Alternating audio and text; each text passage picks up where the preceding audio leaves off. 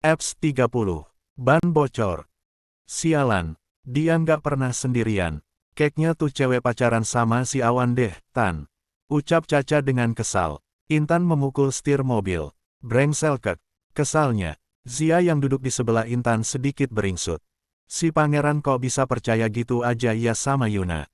Keknya dia udah dijampi-jampi deh, Intan terlihat kesal, membuang nafas kasar berkali-kali. Mereka bertiga tak keluar dari mobil. Menunggu anak-anak keluar dari gerbang sekolah, karena ujian kelas 12 udah lewat sebulan yang lalu. Tinggal nunggu pengumuman kelulusan aja. Tak begitu lama, moge merah milik pangeran keluar dari gerbang, tapi dia hanya sendirian. Loh, itu pangeran gak ngebonceng Yuna. Seru Caca sambil menuding motor yang mulai melesat meninggalkan sekolahan. Intan menyunggingkan senyum. Syukur deh kalau bebek gue nggak ngebawa si ular itu. Biar Awan aja yang repot. Dan tak begitu lama, memang Yuna berada di boncengan Awan. Ninja putih itu keluar dari gerbang dengan sangat pelan, disusul motor KLX milik Yuda yang boncengan sama Miko. Kedua motor itu berhenti sebentar di halaman depan. Setelah jalanan agak sepi, mereka menyabrang, berjalan bersisihan sambil bercanda. Intan mulai menyalakan ponsel, mencari kontak seseorang. Menempelkan ponsel saat jarinya sudah menekan lambang telepon di layar itu. Siap-siap ya, ninja putih sama KLX. Hijau, ucapnya singkat, lalu menutup telepon. Asteris-asteris kedua motor itu berhenti di urutan paling depan lampu merah. Awan membenarkan kaca spion agar bisa menatap wajah Yuna dari sana. Yuda yang tahu kelakuan Awan, langsung nabok spion, membuat kaca itu miring.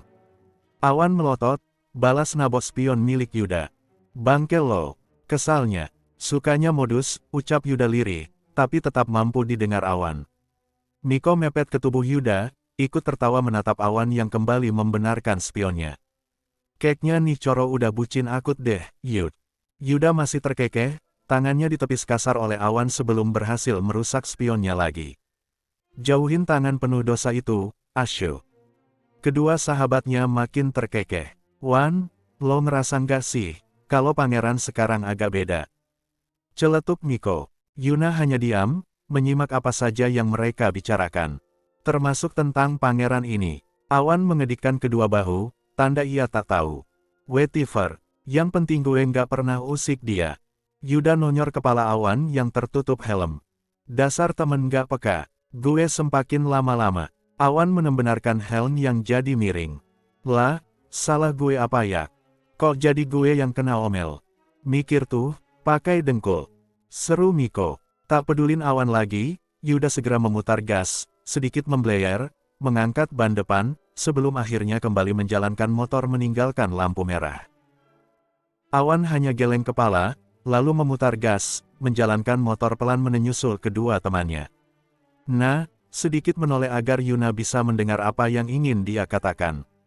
Iya, Yuna memegang kedua bahu Awan, sedikit mencondongkan kepala ke depan. Kita mampir makan siang ya, ajaknya. Lain kali aja deh. Aku ada janji sama mama soalnya. Takut nanti mama nunggu terlalu lama. Tolaknya halus. Awan ngangguk. Oke, gue langsung antar lo pulang, tepat di jalanan yang agak sepi, tiba-tiba motor sedikit oleng. Awan menghentikan motor, memperhatikan bawah, tepat di bagian bannya. Bih, kesalnya dengan nabok tangki motor. Kenapa, Wan? Tanya Yuna yang nggak tahu. Itu, bannya kempes, jawabnya dengan masih menatap ban depan dan belakang yang sama-sama kempes. Yuna turun dari boncengan, ikut menatap ban yang memang kempes. Huf, ban kamu kempesnya nggak tahu waktu, gerutu Yuna. Awan sedikit heran juga, karena nigat biasanya kedua bannya kempes barengan kayak gini. Aku cariin taksi ya. Biar kamu nggak ditungguin Tante Dina terlalu lama. Tapi, kamu di sini sendirian. Awan tersenyum, sedikit bahagia dengan sikap Yuna yang memang peduli. Aku santai, nanti aku telpon Miko, biar dia dorong motor gue. Sekitar 10 menit, taksi yang mereka tunggu lewat. Awan melambai, membuat taksi itu mendekat dan berhenti tak jauh darinya. Awan membukakan pintu bagian belakang, menyuruh Yuna masuk. Dia membuka dompet, menyerahkan selembar uang ke sopir. Anterin dia pulang ke Jalan Manggis, perumahan Tokyo nomor 26. Ucapnya pada Pak Sopir. Pak Sopir menseting monitor di depannya. Lalu mengulurkan uang kembalian untuk Awan. Hati-hati, Pak. Yan sampai lecet loh. Makmum masa depan gue. Kembali Awan berucap. Si bapak tersenyum. Baik, Mas. Awan melambai begitu taksi warna biru itu berjalan meninggalkannya. La mulai merogoh ponsel, melakukan panggilan telepon ke nomor Miko, karena kalau telepon di nomor Yuda, udah pasti nggak bakalan diangkat. Secara, bocah itu yang bawa motor. Cece kakak, desisnya kesal saat panggilannya tak diangkat. Kembali ia melakukan panggilan telepon yang kedua, cukup lama, tapi tak diangkat juga. Sampai dia merasa kesal, lalu memutuskan untuk menelpon nomor pangeran saja. Apa? Sahut pangeran di seberang sana yang terdengar tak ramah. Astaga, baru angkat udah kena semprot. Napa sih lo? PMS apa gimana? Perasaan dari kemarin galak banget. Balas Awan. Cece kakak, napa telpon? Buru bawa Yuna pulang. Udah ditungguin sama mama. Udah jalan pulang, bocahnya. Ini ban motor gue kempes di depan toko material. Jauh dari tambal ban. Tolongin sini. Yuna pulang sama siapa? Tadi gue cariin taksi. Oke, gue ke situ. Asteris pangeran menyimpan ponsel ke saku celana. Masuk ke kamar, meraih jaket dan kunci motor. Mau kemana? Katanya janjian sama mama. Tanya Sultan yang tiduran di atas kasur. Sedikit menoleh. Dorong motornya Awan. Keluar begitu saja dari kamar. Menuruni tangga, menatap mama yang udah siap untuk pergi. Yuna belum pulang, Ran. Tanya mama. Pangeran geleng kepala. Ini mau aku jemput. Motornya Awan bar bocor. Mama menghela nafas kesal, menduduk di sofa depan TV. Lagian, kalian itu kan serumah ngapain dia pulangnya pakai bareng sama Awan, lebih tenang kan juga pulang bareng kamu bisa jagain Yuna juga, pangeran tersenyum. Dia kan satu ruang sama Awan, Ma, kita pulangnya nggak bareng, ya tapi kan. Udah Yan ngomel. Nanti cantiknya luntur. Aku mau jemput Yuna dulu, mencium pipi mamanya, lalu ngeloyor keluar rumah. Menit kemudian, moge merah itu keluar dari halaman rumah. Dengan sedikit ngebut, pangeran menyusuri jalanan yang biasa mereka lewati saat pulang sekolah. Sekitar 10 menit lebih sedikit, pangeran sampai di tempat di mana Awan masih berdiri menunggui motornya sendirian. La melepas helm, mengacak rambut. Ayo, ajaknya. Lo lihat Miko sama Yuda? Tanya Awan sambil naik ke atas motor. Pangeran geleng kepala. Nggak lihat sih, napa emang? Mereka bannya juga bocor. Ada paku yang nancep, sama kayak punya gue. Kening pangeran berkerut. Kok bisa samaan? Awan geleng kepala, menaiki motor, mulai menstarter, lalu berjalan pelan dengan bantuan kaki pangeran yang mendorongnya dari belakang. Baru jalan sekitar 5 meter, ponsel pangeran di saku celana sudah berdering cukup nyaring. Menandakan jika ada panggilan telepon masuk. Lo, Pak, ini kita lewat jalan mana? Tanya Yuna saat menyadari jika mobilnya berbeda arah dari jalan yang biasa ia lewati Sarma Awan. Si bapak sedikit menoleh, jalan yang dekat jembatan itu ditutup, Non. Kita lewat jalan yang lain, Yuna mengerutkan kening, ngangguk kecil. Menurut saja, yang penting bisa sampai di Rurnah. Tak begitu lama ponselnya bergetar, membuatnya melepas tas yang ada di punggung, mengambil ponsel itu dari dalam tas. Halo, nah, sapanya seraya menerempelkan ponsel di telinga. Pangeran udah sampai di situ belum? Tanya mama sedikit tak sabar. Yuna kembali mengerit. Aku naik taksi, Ma. Tapi tadi pangeran keluar, katanya mau jemput kamu, karena ban motornya Awan bocor. Ya udah, aku coba telepon dia, Ma. Sambungan telepon terputus, membuat Yuna sibuk menatap layar ponsel. Mencari nomor pangeran di sana, lalu melakukan panggilan telepon. Cukup lama, sampai ia celikukan menatap ke kiri kanan, di mana taksi yang ia tumpangi dipepet oleh dua preman yang memakai motor King. Keduanya sama-sama menakutkan, menggedor kaca mobil. Wuoi, berhenti, wuoi, teriak pria di sisi kiri mobil. Si Pak sopir terlihat tetap tenang, bahkan mobil masih berjalan seperti biasa. Brak, berhenti kalau nggak pengen mobil lo rusak. Teriak cowok yang ada di sisi kanan mobil. Yuna mulai ketakutan, dadanya berdebar tak beraturan. Tangannya menggenggam ponsel cukup erat, dia benar-benar ketakutan. Apalagi si bapak mulai melambatkan laju. Halo, Ai, suara pangeran di seberang telepon. Brak, keluar, woi, Ai, lo di mana? Itu suara siapa? Tanya pangeran dengan sangat khawatir saat mendengarkan suara seorang lelaki yang berteriak. Israel, teriak Yuna saat si preman itu menggebrak kaca sampingnya. Keluar, woi. Teriakan itu kembali terdengar. Yuna sudah menangis. Tolongin aku, Hicks. Sopir taksi membuka pintu, tangannya diseret keluar oleh preman itu. Detik kemudian, pintu belakang dibuka dari luar, lalu tangan Yuna ditarik paksa untuk keluar dari sana. Israel, tolong aku, Hicks.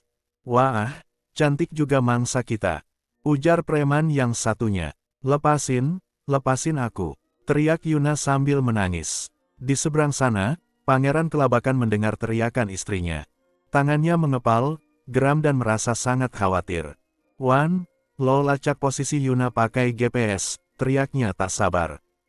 Awan langsung ngangguk. Merogoh ponsel yang ada di saku celana. Mengusap layar itu cepat, mencari keberadaan Yuna di layar tipis itu. Ketemu, dia nggak terlalu jauh dari tempat kita. Pangeran merebut ponsel Awan, melihat titik keberadaan Yuna.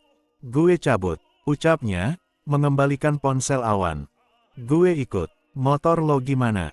Biar gue telpon Miko. Ya udah buru. 6 hours later. F-31. Kacau. Dari jarak yang tak begitu jauh, mobil warna putih itu mengintai kekacauan di pinggir jalan itu. 3 wanita yang tak lain adalah Intan, Caca dan Zia, tos penuh kepuasan. Mereka tertawa melihat Yuna yang diseret, menangis, bahkan berteriak. Namun sayang, di tempat itu sangat sepi, jadi tak ada yang menolongnya. Kelihatan dia masih perawan, Rom. Ujar preman itu pada salah satu temannya.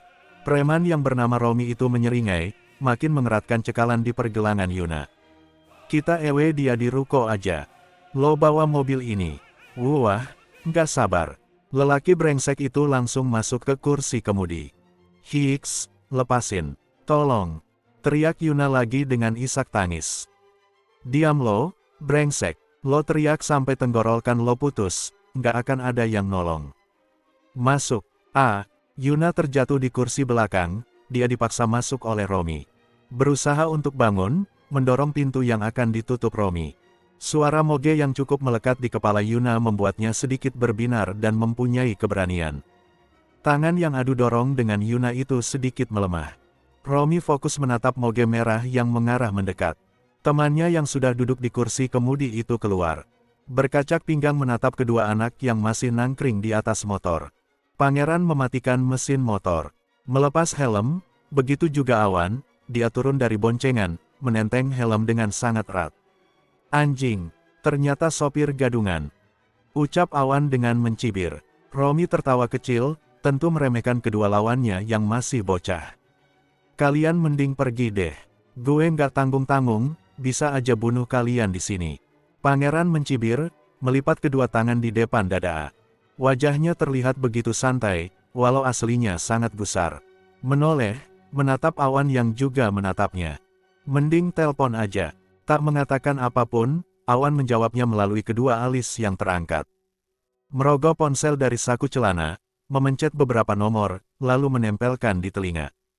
Halo, kantor polisi, kata-kata yang membuat Romi dan kedua temannya jadi gelagapan. Seberaninya mereka juga tidak mau kalau harus berurusan dengan polisi. Karena itu sangat ribet. Jalan Aklasia ada keributan 3 orang preman yang berakai menculik gadis SMA, modunya nyamar jadi sopir taksi, Awan menyeringal, setelah menutup telepon. Bahkan tersenyum menanis, memperlihatkan gigi gingsulnya. Melangkah maju, sama halnya pangeran. Mari, adu jotos. Sebelum para polisi pembela kebenaran itu melerai perkelahian kita.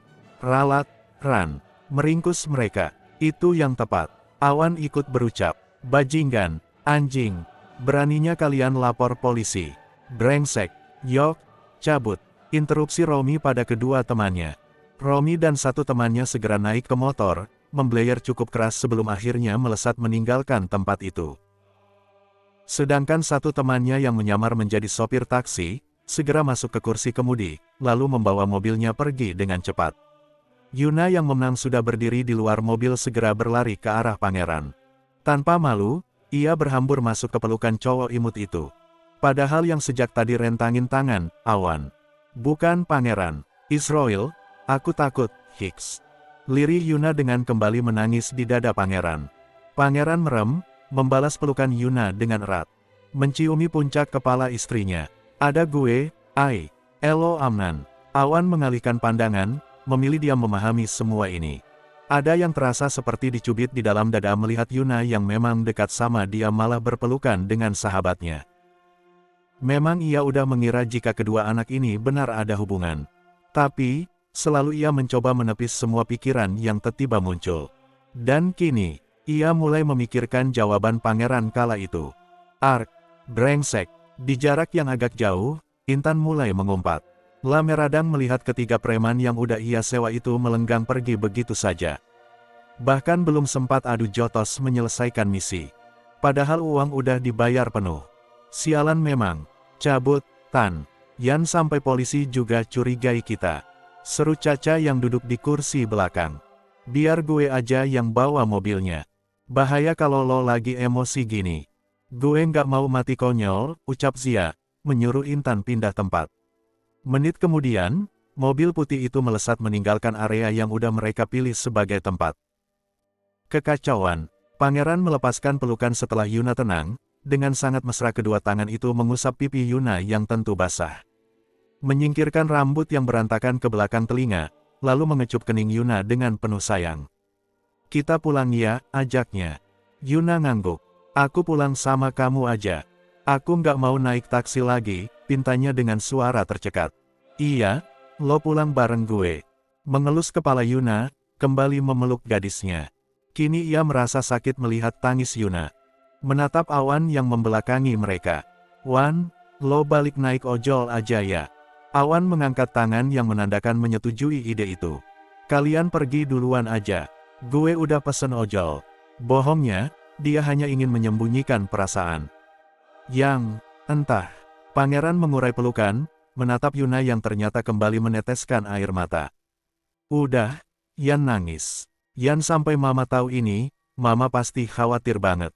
Kembali tangannya sibuk mengusap pipi Yuna. Setelah Yuna tenang, ia mulai naik ke motor, memutar kunci dan menyalakan mesinnya. Yuna pun langsung naik ke boncengan, menoleh, menatap Awan yang tetap berdiri membelakangi mereka. Pen ngomong maaf dan masih banyak yang Pen Yuna jelasin. Tapi ini bukan saat yang tepat, terlebih, motor pangeran segera melaju. Membunyikan klakson lebih dulu, membuat Awan kembali mengangkat tangan ke atas.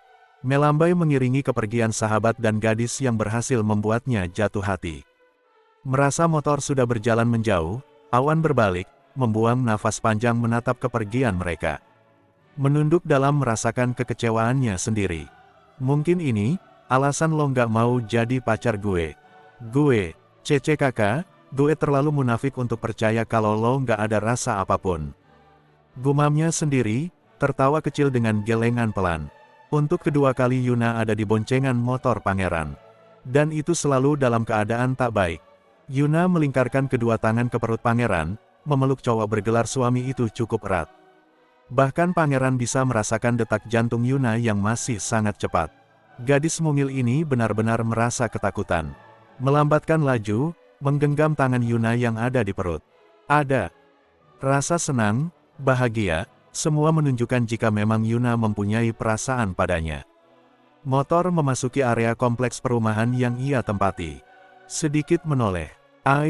Gue minta, Yan nangis ya. Yan bikin mama khawatir. Bukannya gue egois, gue cuma, iya, aku tahu. Aku udah enggak nangis kok. Yuna melepaskan lingkaran tangan. Pangeran ngangguk, kembali fokus dengan motor. Pelan, motor memasuki halaman rumah. Masuk ke garasi yang ada di sebelah kanan rumah.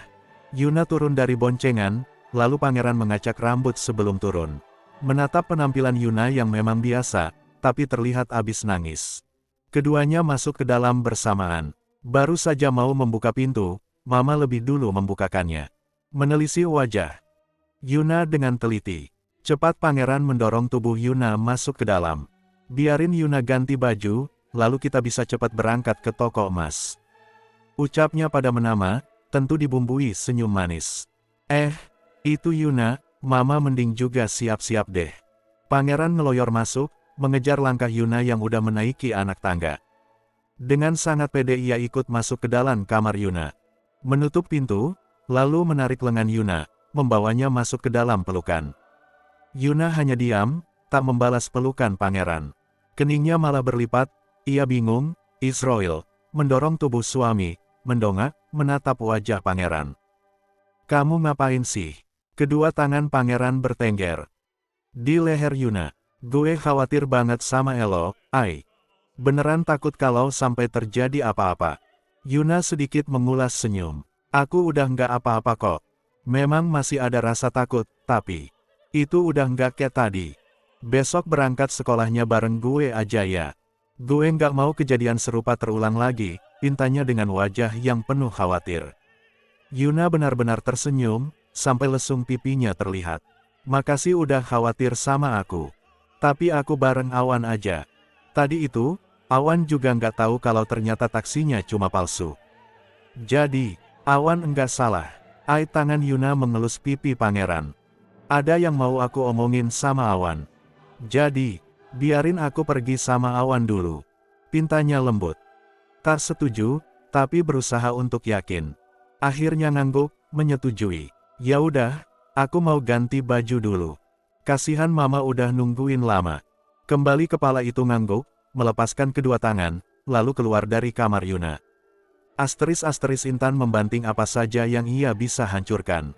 Kamarnya sudah berantakan, tak bisa lagi disebut kamar. Menangis dengan amarah yang benar-benar membuncah. Mengacak rambutnya, membuat penampilan cantiknya jadi berantakan.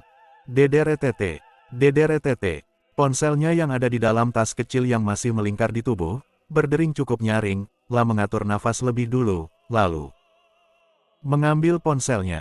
Tertera nama Kem, si penelpon. Intan menyeringai. Kenapa aku nggak minta bantuan Om Kemo aja? Semua ini kan juga karena ulah dia. Ngomong sendiri sama ponsel. Tangannya menggeser tombol berwarna hijau, lalu menempelkan ponsel ke telinga. Halo, Om, halo, my baby. Udah lama banget loh, kita nggak pernah ketemu. Kamu nggak kangen sama Om? Intan menyunggingkan senyum. Kemarin aku sibuk ujian, Om. Sekarang ujiannya udah kelar kan? Anak Om ujiannya udah kelar sebulan yang lalu loh. Intan mendudukkan P** T di tepi ranjang. Udah, Om, sini dong, ke apartemen Om. Om kangen kamu. Intan tersenyum lebar. Aku pengen modif mobil, Om. Terdengar tawa Kemo di seberang sana. Iya, nanti Om kasih uangnya buat modif. Wajah itu berbinar. Serius? Iya dong. Kapan sih Om bohong? Kamu, mau minta apa aja, pasti bakalan Om turuti. Yes, seru Intan kegirangan. Oke, aku mandi dulu, nanti 1 jam lagi, OTW ke situ.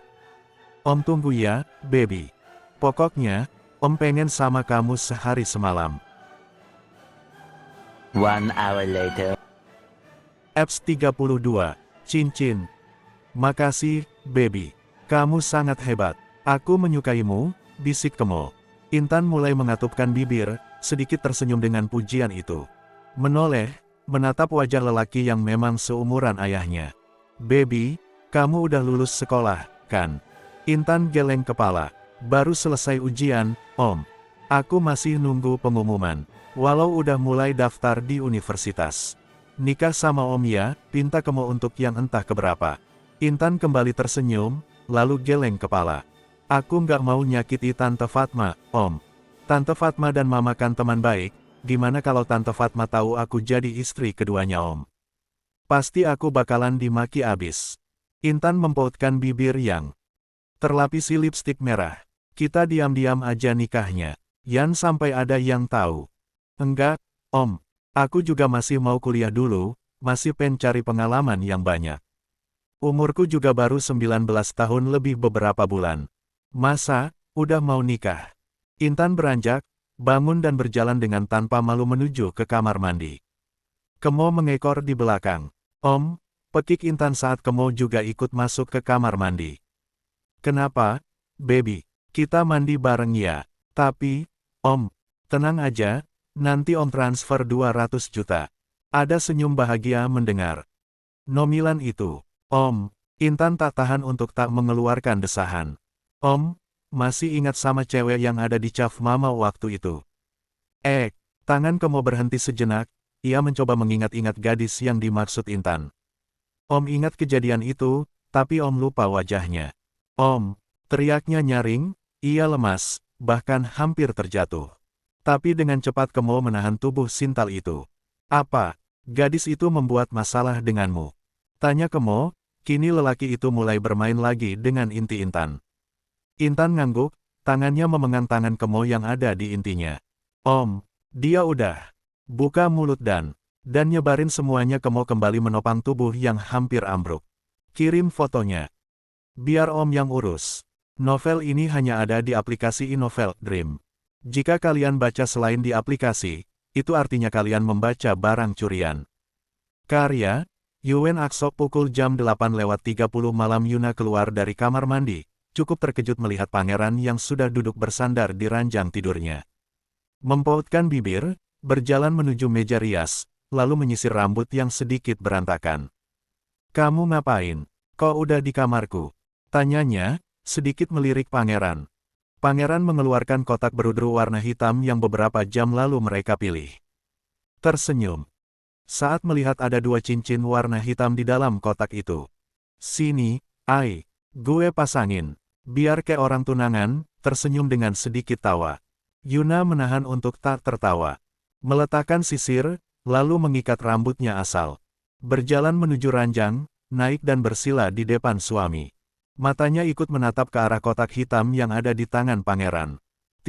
Sebenarnya enggak usah pakai cincin. Enggak apa-apa loh, tangan kanannya diraih pangeran. Cincin berwarna hitam dengan ukiran nama pangeran di bagian dalam itu dimasukkan di ibu jari. Karena memang adanya yang muat di ibu jari Yuna. Pangeran dan Yuna sama-sama tertawa kecil melihat cincin itu melingkar di sana.